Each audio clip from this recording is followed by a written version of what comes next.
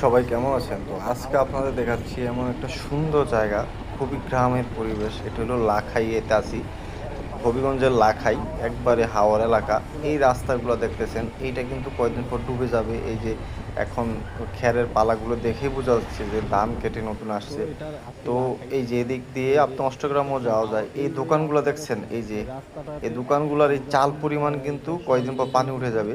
মানে বর্ষার সময় এই দোকানগুলো ভেঙে আবার নিয়ে যায়। তো চিন্তা করেন যে তাদের জীবনটা কত কষ্ট। মানে এই দোকানগুলা সাময়িক সময়ের জন্য, মানে শুধু বর্ষার সময় এগুলো তুলে নিতে হবে। এই রাস্তাটা ডুবে যাবে, তখন চলাচলের জন্য একমাত্র উপায় নৌকা। তো এখন ধান সব কেটে ফেলছে, সিজন শেষ। এই যে আমার ধানের খেরগুলা পালা দিয়ে রাখছে।